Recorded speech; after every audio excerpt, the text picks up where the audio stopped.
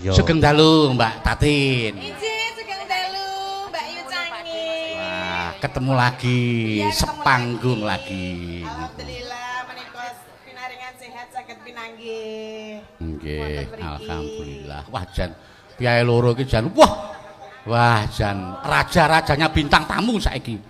Sapa-sapa dalang mesti ngersake panjenengane. Untung panjenengane Pak Subriyanta karo Pak Sartono ki ling ngersake wis setengah tahun sebelumnya.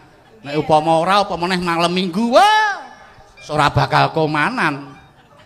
Niki nggih alhamdulillah nggih saged sowan. Niki Mbak Elisa nggih ning sesuk angel iki niki nek kaya kula free. Angele piye? Angele Mas niki kan luweh luweh nadi. Apa sing cetha iki ora nganu lho apa kontol dandang kandake kontol gandang kuwi lho. Asal muni kontol dandake dandake luweh mengembarang ngono lho. Ya ora padha-padha wong nyatane nek upamane kaya Mbak Tatin ning Jawa Timur, Mbak Elisa ya barengan ning Jakarta ngono kuwi. Nggih nggih alhamdulillah niku nggih namung sak derma nglampahi Pak Keter. Nggih. Nggih. kok Pak Keter to Pak Geter kupinge iku lho. Kuping aku wis nganggo sound sajane sing budhek iki sapa? oh iya aku nurungane Pak Keter Geter Iki pancen sing dituku-tuku ya Mbak Tatin karo Mbak Elisa, menyapa sing sepuh-sepuh ya sih padha kepareng lenggah. Oh nggih, menika sugeng rawuh kagem sedaya Bapak Ibu. Nggih, menika wujudipun kula nggih ngenten menika Pak Bu. Nek dereng napa biasane ning ndelok tengen HP sak menika Mresani, mendelok ciri khasmu mendelok. mendelok wonten HP nggih menika wujude asli nggih ngenten menika. kok wujud to Mbak Lah apa? nek wujud ki kan carane kowe ki apa cair apa padet apa itu wujud. Lah, berarti nek apa? menungso kok wujud. Nek wujud ki kaya apa? Beda apa medi-medi? Medi-medi, memedi, medi-medi. Menungso tuh apa? Masa ya wujud Pak Geter? Pasuryan. Pasurian gitu loh. Aja diwujud-wujud. Pasurian dinggo aku dhewe mosok aku basake aku dhewe. Ya wis nek ora gelem pasuryan ya rupane ngono. Ya wis rupaku kaya Ngono malah cetok. nggih ngeten iki Ki lho rupaku. rupaku iki lho kaya ngene. Gedhi napa gedhi, Pak? Ora kan dia tanyanya gede napa gede. Bapak-bapak iki gede. Berarti iki wis maksimal ngono.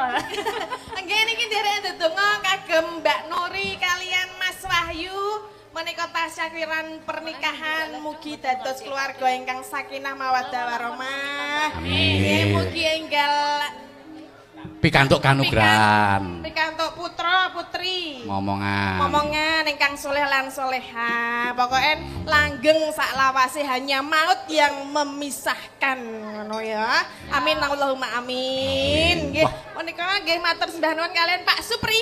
Pak Supriyanta. Pak Supriyanta. Ki asline ya tangga panjenengan wong ya duwe dalem ning Renak Nggudian, terus duwe nang kene, terus wingi rong suwe wingi nang Nusupan wingi wayangan awak dhewe ya panjenengan duwe dalem nang kono. Ya duwe dalem nang Sentolo. Jenengan ngertos boten teng Sentolo menika sak kelurahan kalian kula lho, Pak. Wingi ya dawuh karo aku ngono kuwi mulane gandeng Mbak Tatin iki tanggane Pak Supriyanta. Mbak Tatin aja full bayarane. Walah, Ya kok kudune nyumbang Mbak Eling nyumbang ki tugas iki ora kok. justru aku ki malah kapusan, Sa. kok kapusan. Lah aku nek ngerti sing ngundang Pak Supri ya ora gur semene lho. Lah, Lah yo tak delke ngono omahe pirang-pirang iki.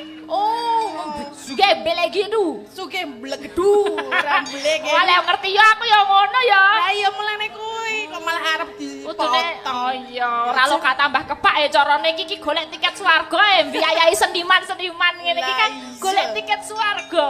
Iya ta. Ngadepi sasi sepi ya iki, dilone sepi ya iki. Nggih matur sembah nuwun nggih Pak Supri, sampun pitados kalian kula Elisa lan sedaya grup Mas Geter menika nggih. Iki ya dimulai ya iki disiarke secara live kejaba live streaming channel Dalang Sena, uga disiarke radio sing neng Sentolo kono. Ki mau WA karo aku, nek ora kleru apa ya Megantara apa-apa ngono. Mega Suara. Mega Suara Sentolo. iya. Aku ya tahu ngerti kuwi. Tahu krungu to? Tahu anune iki lho, jenenge apa nih? Kantore. Oh, ayo omahmu Sentolo kok ya.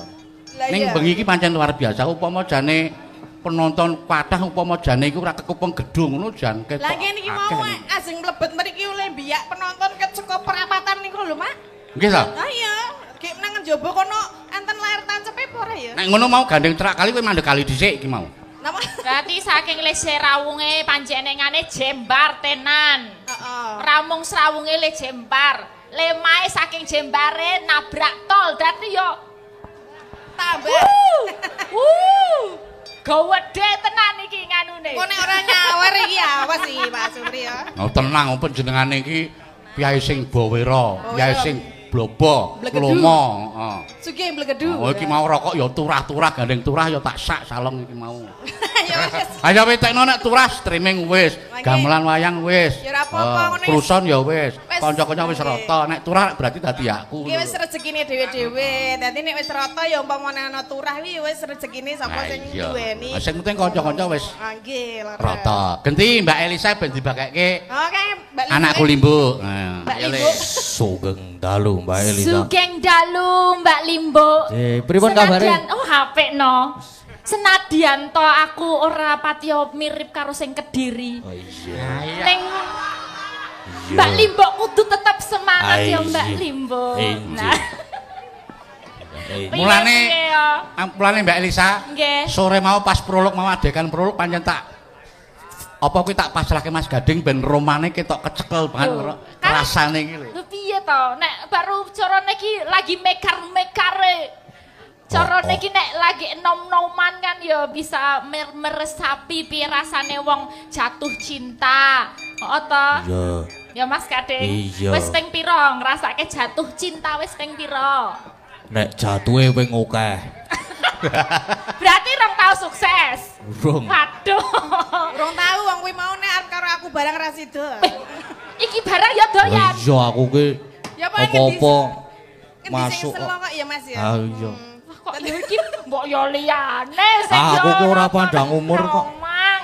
Ora penting iki gemati kok sa. Hmm. Nek umpamane cantik, ayu lencir kuning nek menyakiti ya Wah. padha ae ya ta. Oh ya mbeborosi ya. Hah? Nek iki kan cetha, duit ya oke. Saya beborosi nek kuwi. Ora nek karo aku persediaan makanan aman. Banyak. Sehat Mak Limbo, Alhamdulillah, Mbok Limbo, sehat. Mbak Limbo. Nggih, sehat, Dek sehat. Dek Limbo Dek ya. Limbo. Dek Limbo sehat. Jan. Nah ya. Ora nyono ya Mbak Elisa. Nggih. Yen awak dhewe iki le melu glowentah Mas Gading iki jan kesko 0-0 nganti saiki iso dadi kaya ngene iki. Wah niku mboten nyono mboten ngira wong dulu enggak suka wayang belas. Kok suka wayang wong petukan awak dhewe selinguse ra jamak. Begitu ana wong teko langsung mlayu bradat. Nah. Oh saiki basane ana wong teko yuk mlayune nyedak ya Mas ya. Ah iya. Beda ya. Beda saiki wis gantenge ra umum Wis, ya. Saiki Wah kan- lek nek ganteng ya wis kan biyen ya. Lah ya wis nurun wae ya. Iya. Apa? Nurun saka bapakne. Oh, iya, nurun. Kayak klambine nganggo ireng ya ketok putih lho Mas. Biasane ya. Biasane ireng to. Biasane klawu. Niki saiki ketok putih resik jan dijaga ya Mas. Resik, nek Jangan resik-resik, sampai jerawatan. Nanti ndak nek jerawatan ndak anu apa jenenge nandake nek apa kae? Apa? Puber.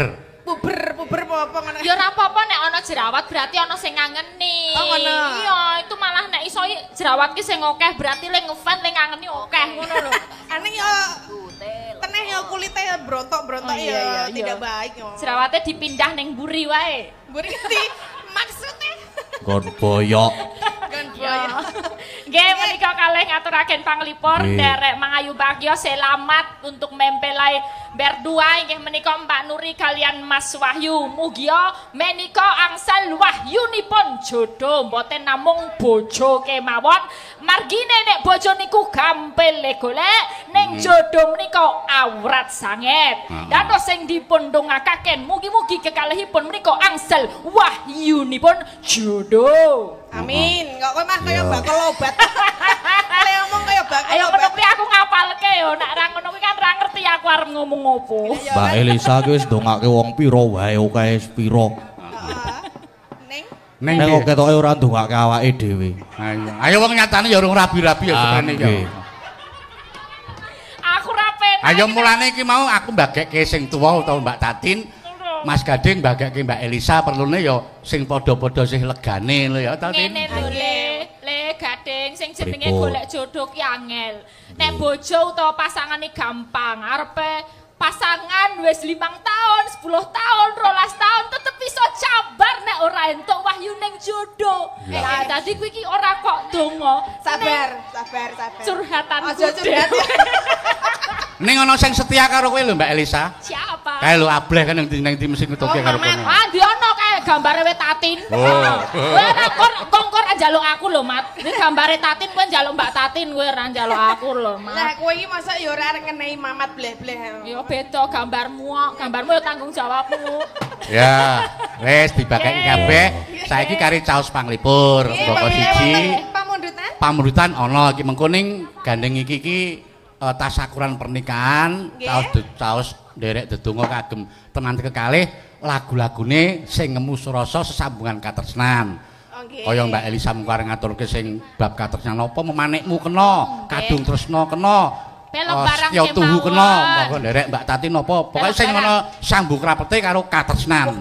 Beres kathah niku saking akeh sing jenenge lagu Jawa, langgam-langgam Jawa iki kebanyakan tentang katresnan.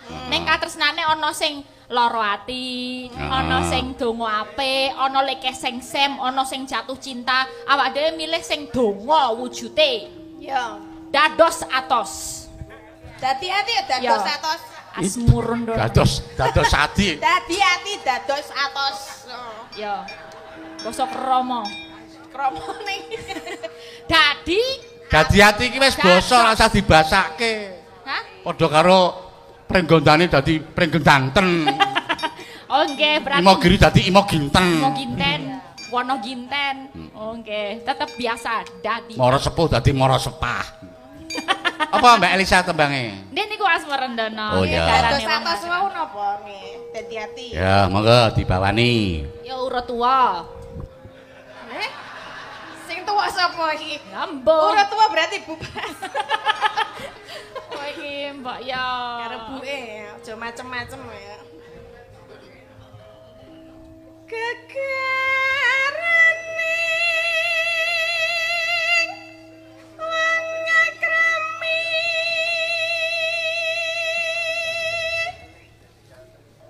tetep bandhat rupa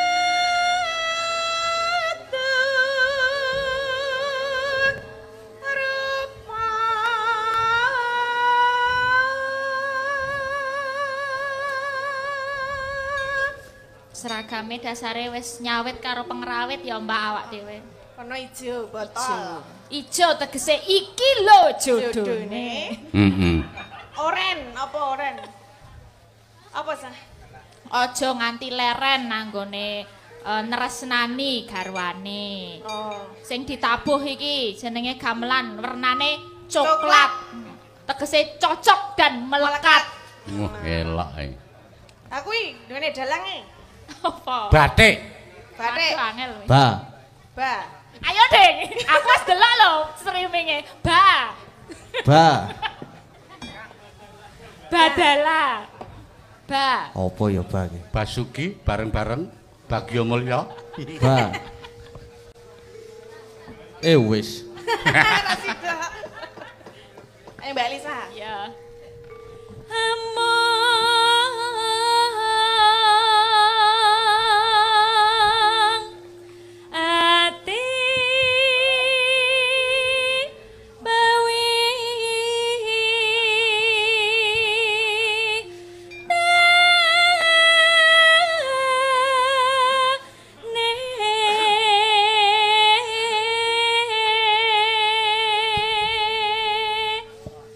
Lupa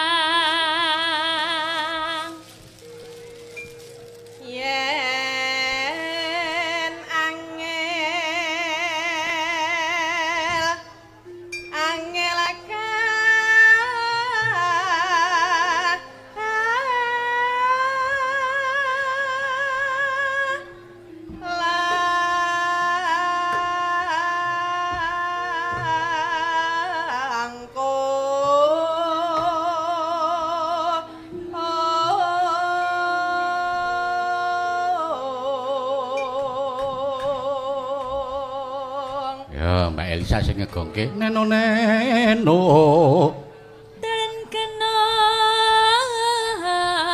tinumbas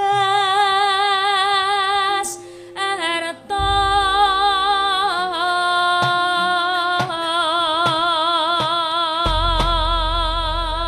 nah kari ditimbake langgam dadi ati sing kepisan langgam sing kepindho jaipong jaiponge biasane iki pengendang loro iki pamit kabeh Mas Wahyu Mayang Mas Heru PY neng Kudus ya ning aku sore mau golek dadakan iso wah iki malah artis e sapa sing ngendang jaipong kenal po Mas Lika to oh iya kuwi Mas Jatilan Mas Lika Liku Laka Lantas aduh kali-kali laka ya tenang wae sono sing ngendang jaipong saiki ayo Mbak Elisa Mbak Tatin langgam dadi ati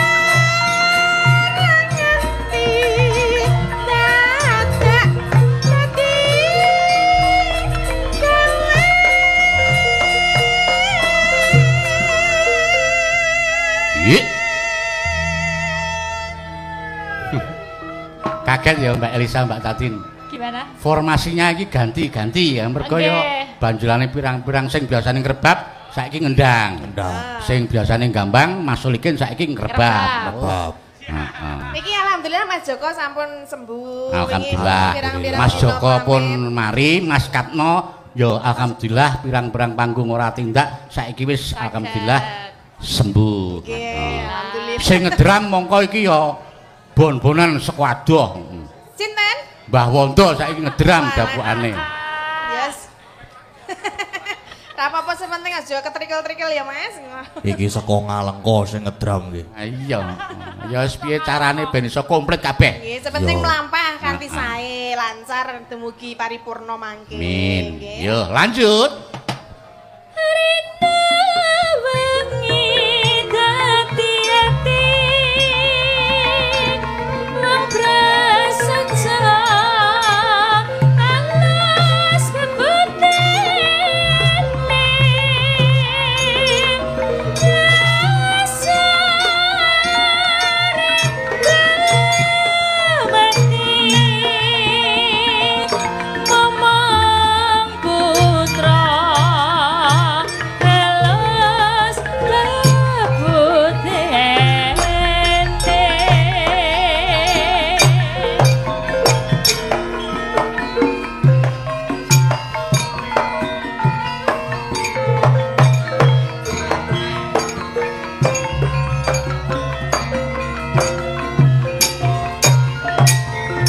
Ayo Mas Lika. Yuk.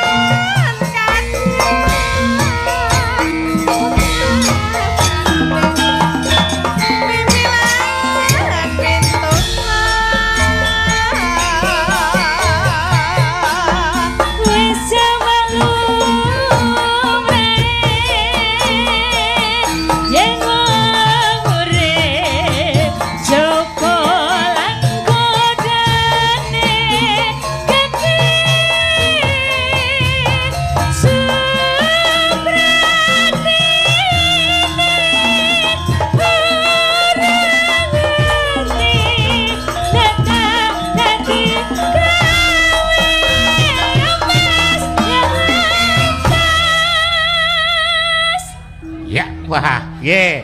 Kendange Jaipong terampil to ya. Wah, saking terampile. Dasare ya isih enom, isih bagus. Iya. Ayo nomo kae kuwi cindile wis 3 kuwi iki. Kaya saras kuwi ketoke enom imut-imut jebulane anak ya wis 3 kuwi. 3 ta iki. Candol nyolong ketek tenan. Apa? Apa? Nyolong ketek. Nyolong ketek piye? Gaya kan masih bocah Nyolong SMP. petek. Iya, petek. Petek kok ketek. Aku ngomong apa? Ketek, nyolong ketek. Apa? Heeh. Ya maksudku itu nyolong petek. Petek. Petek. Kayaknya anaknya kecil tapi kok wis 3. 3. Kowe lho sakmene siji. Siji. Kowe ayo, kowe ndi? Anakmu ndi? Ayo. Boh. Lisa durung pengalaman kok ya. Ya, masa urung pengalaman kowe sah? Boh. Urung Sesuk tak golek, sesuk jam 3 aku golek wong. golek apa jam 3 iki padake kaya golek orong-orong wae. Jam 3 ayahe metu. Lanjut ya. Yuk. Rina mangkani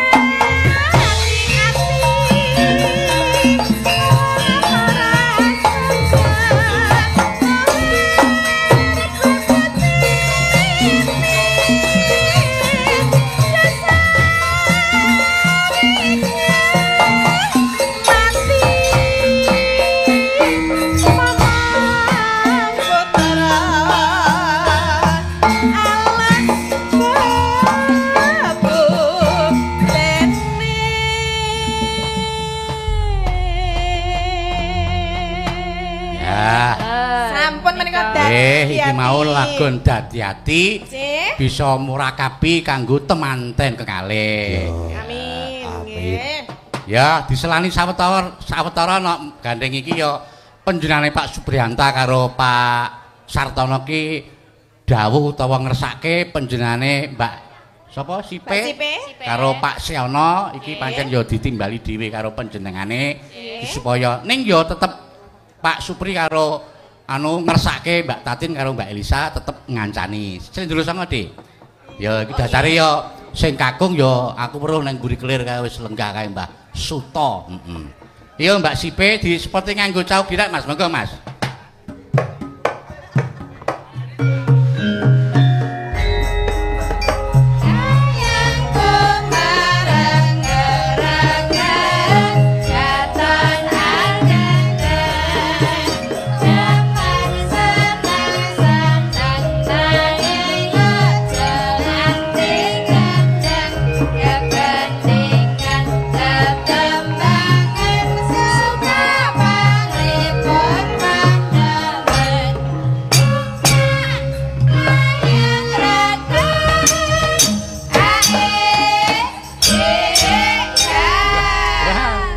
Ini wis rawuh nak Sipe ngono aku wis apal wong biyen iki adikku kelas jaman SMK aku kelas 4 Mbak Sipe kelas 1 biyen kelas setunggal panjenengane kelas sekawan ning bareng sing siji kok kaget aku Pak Sehono iki taran sapa jebul kaya kelowor e niki Mbah Sehono Mbah Sehono ning niki mboten Mbah Sehono Klawon. Heeh. Ning awul-awul. Kok awul-awul? Ha niki Mang Tersani le nyandang niki nggih awul-awul. Wajahe nuwun sewu nggih awul-awul. Mbak, kowe iki mau entuk saka ngendi? Iki. Niki entuke ngendi? Sortol. Sartan. Dianu, Mbak. Kowe iki melu sapa? Tak takon aku. Inggih, mboten sah duka-duka ngoten niku to, Mbak. Aku tak takon, kowe iki melu sapa? Kula Heeh. melu Wis bangsulan. kula Ora iso bangsulan. engko dhisik. Kita bandalan. Ora iso bangsulan. Durung Frahman wis kaya Frahman isan. Mbak, Kok sik dhisik to? Durung-durung kok wis nesu ngono lho. Mbok saiki ki awak dhewe matur dhisik karo Pak Dalang. Niki le dadi genton niku mangke. Durung-durung kok. Ampun seru serian. kok Mas, kok ana gepurane ya, Mas? Maksudnya gepura? Gepura apa? Wah kurang ajar kowe iki. Ora, Iki. ora. Sing ngendi to? Kula ngerti ya. Ngerti kok endi, ha? Ngerti kok endi? Ayo, Ayo wani wae. Ayo. Apa? Wis wong tuwek. Mesti wis wong tuwek ora ndek untu ngene mesti. Ayo. Ayo. Lah niku Aku ngerti. lah untune done endi? Senajan aku tuwa, Untune done endi? ora duwe untu. Wis tuwa ya ngene. Ngadeg ora degek ora cagaki ning aku gendong kowe isa kuat lho. Iya. Lho, Wih. kuat aku gendong kowe. Aja nyepelekake. Tenane, Bro. Aku padahal pengine gendong ngarep lho. Aduh. Aku gendong ngarep. Ah gesek engko. Kok Nek tak gendong arep yo gesek. Lah ngapa? Kok gesek? Sik nepungke dhisik matur karo Pak Dalang. Aja alon-alon. Ngapunten Pak Dalang. Nggih. Sugeng rawuh. Nggih, nggih Pak. Dirake to, Tin? Lah ya wong weruh kok ya ora etok. Ora Mbak Tatini mau ya mau karo nganu busipe mau gelem ngene-ngene. Kok iki ora? Mau ki pas sakono salim karo busipe ngene-ngene. Karo Simbah kok ora ngene-ngene. Aku kok mlebu gepura. Kowe ngrebuk Tatini ngrebuk untu secara tidak langsung nyemoni aku lho asline. Lah ngapa? Jane nyemoni iki jane. Pak Dalang ya ana gepurane apa, Pak? Aku iki pasangan asline Pak. Ane kan tertutup ayo. Ah iya. Ayo ditutup ngono. Coba ora pasangan ngono ya. Dadine aman wong ya ketutup. Tegese laler barang ya ora gelem mlebu. Lah iya. Lah kuwi nek dalange ora gur laler kok sing mlebu. Apa? Pernah. Oh, Aku rawani. napa-napa mlebet. Mbak Seono. Kula. Nek kalih kula wau ten klebet pun tepangan. Sakniki tepangan kalih niki piyai kalih niki lho. Tak caosi kalodhangan. Sik Mbah, saiki Mbah Sehono tetepungan sikik karo Wanodya loro kuwi. Aku rak ya rek gambar kucing. Isine kula ki jane. Adate rai gedhek kowe kok dadak musim barang. Nggih, sugeng dalu, Mbah. Sugeng dalu. Nggih, panjenengan sinten gek saka ngendi? Kula Dunungmu. Pak Sehono. Oh, Sehono. Nggih. Lah iya Sehono. Iki kan jenenge Sehono. Sehono. Lah iya. Jenenge Sehono. Lah iya Sehono. Jenengan sinten, Mbak? Tasih wonten to? Nggih. Tasih wonten. Aja diganti. Sehono kok diganti tasih wonten Nggih. geseh mengko. Derek tepang ya, Mbah. Nggih. Pak sapa? Pak Sehono. Pak apa, Mbah? Milih sapa? Mbah. Oh iya, Mbah. Kula Elisa, Mbah. Nggih. Ampun gumujeng guyu lho. Ampun Ya seneng ngono gumujeng. Ya jane kula pun nek taun niku ora tenggen niku. Napa? Niku napa? Mbak Elisa iki. Ah. Niku wae gulu ketibang-tibang sekolah kok dia wae. Wah, Nggih. Iki dipaske.